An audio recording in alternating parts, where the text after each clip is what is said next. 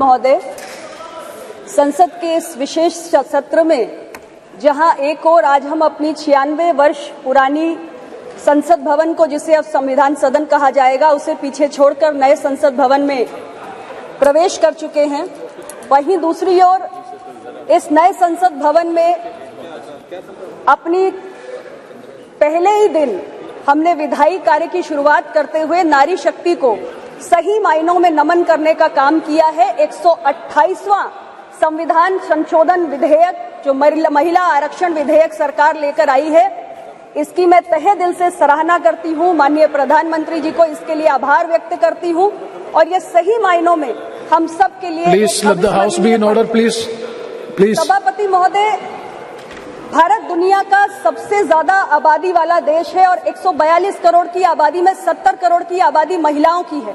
लेकिन बहुत चिंताजनक और दुर्भाग्यपूर्ण है कि आज भी हमारे लोकसभा में जो महिलाओं की भागीदारी है वो महज 14% है और राज्यसभा में केवल 11% है। इंटर पार्लियामेंट्री यूनियन की एक रिसर्च हुई जिसमें निचले सदन में महिलाओं की भागीदारी का आंकड़ा देखा गया 193 देशों में, जिसमें भारत की रैंकिंग 149 है, यानी 149 है। और ग्लोबल जेंडर गैप रिपोर्ट 2022 में भी 146 देशों में जो भारत की रैंकिंग है वो 135वीं है। ये कोई बहुत एनकरेजिंग आंकड़ा नहीं है हमारे लिए। और सरकार के तमाम आर्थिक सर्वेक्षण भी बताते हैं कि हमारे राज्य की विधानसभाओं से लेकर हमारे देश की लोकसभा में, देश की संसद में महिलाओं की भागीदारी बहुत कम है और इसलिए महिला आरक्षण विधेयक समय की जरूरत है। और आज ये बड़े दुख की बात है कि छोटे छोटे देश UAE, Cuba, Rwanda, Mexico, Nicaragua, New Zealand, ये वो देश हैं जिन्होंने 50% तक महिलाओं की भागीदारी अपने डेमोक्रेसी में सुनिश्चित कर ली है। और भारत जो कहता है कि दुनिया के सबसे बड़ा लोकतंत्र है, हम अपने यहाँ 50% की अभी तक भागीदारी सुनिश्चित नहीं कर पाए हैं। तो उस दिशा में ये एक महत्वपूर्ण कदम है। और बाबा साहेब अम्बेडकर ने कहा था कि political power is the key to social progress. हमने देखा है कि हमने अर्बन लोकल बॉडीज में, पंचायती राज संस्थाओं में जब अपने देश की महिलाओं को भागीदारी दी तो हमारी महिलाओं ने ग्रामीण क्षेत्रों में, शहरी क्षेत्रों में कितना उल्लेखनीय कार्य करके दिखाया है।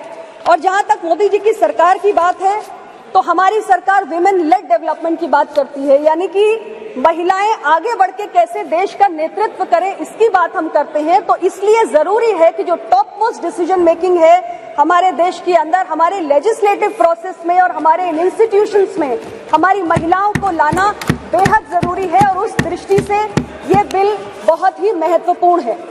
अध्यक्ष जी, ये बिल नया नहीं है, ये बिल पुराना है, इसका इतिहास 27 वर्ष लंबा है।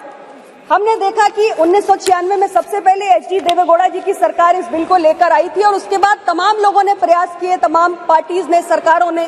97, 98, 99, 2003 में वाजपेयी जी की एनडीए की सरकार ने प्रयास किया।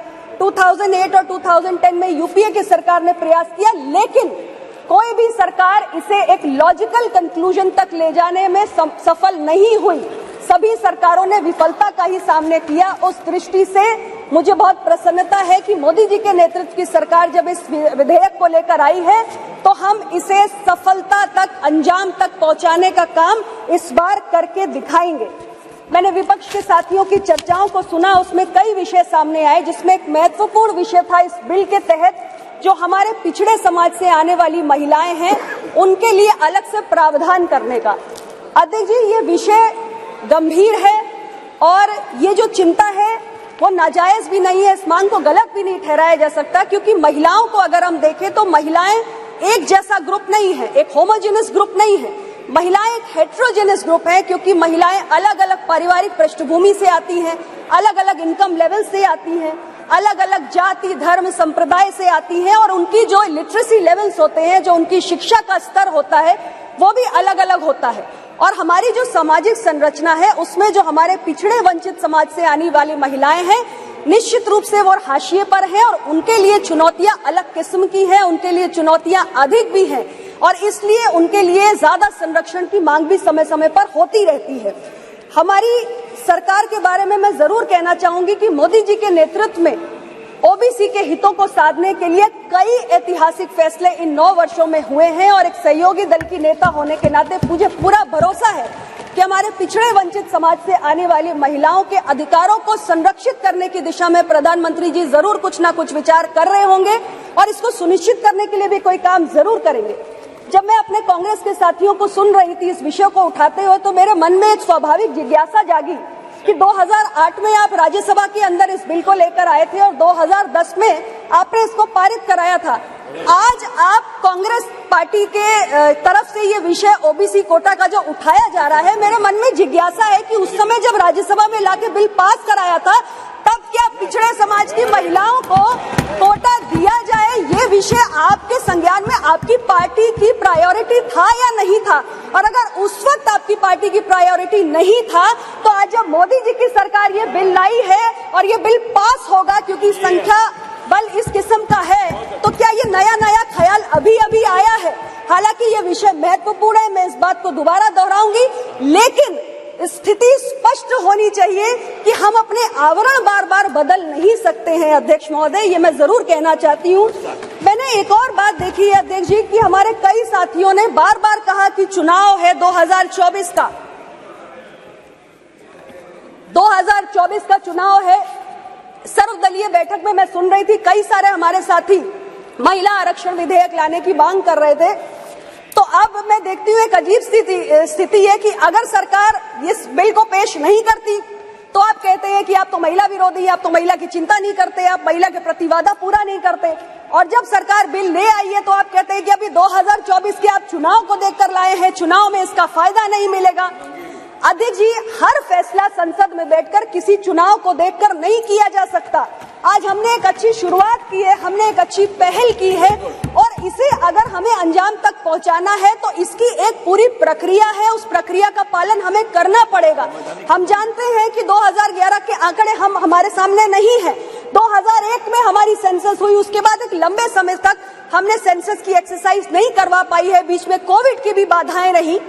तो हमारे पास जो जनगणना के आंकड़े हैं वो बेहद पुराने हैं और उसके आधार पे हम डिलिमिटेशन नहीं कर सकते, हम एडिशनल सीट्स जनरेट नहीं कर सकते। इसलिए हमें इस संवैधानिक प्रक्रिया का पालन करना पड़ेगा और हमें नए सेंसस एक्सरसाइज के साथ डिलिमिटेशन करते हुए एडिशनल सीट्स क्रिएट करनी होंगी, जिसमें हमारी और जो महिलाएं हैं उनको इसमें आने का मौका मिले। और जो आज हम परेशान हैं कि महज लोकसभा में 14% की हमारी महिलाओं की भागीदारी है, वो बड़े हमारे राज्यों के सदन में भी बढ़े। तो ये चिंता जो आपकी है, ये जो बार बार चुनाव को लेकर, मैं यही आग्रह करूंगी कि मैं देख रही हूं कि एक जो सेंस ऑफ द हाउस है कि सभी लोगों का एक मूड भी है कि ये बिल पारित हो, तो इसमें किंतु परंतु नहीं होना चाहिए। ये बिल स्वागत योग्य है, इसको लेकर आपकी कुछ आपत्तियां हो सकती हैं, सरकार उनका ध्यान भी रखेगी और इसको हम खुले दिल से स्वीकार करते हुए बिना किसी किंतु परंतु के इसको आगे बढ़ाएं, इसको आगे लेकर जाएं। और बाकी सारे जो सेंसस को लेकर या डिलिमिटेशन को लेकर आपकी चिंताएं हैं उसके आप त्याग दीजिए, सरकार इसकी चिंता कर लेगी।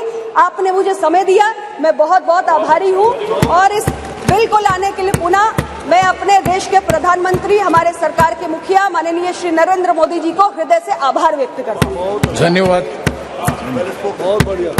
धन्यवाद। Next speaker Hasrain Masood.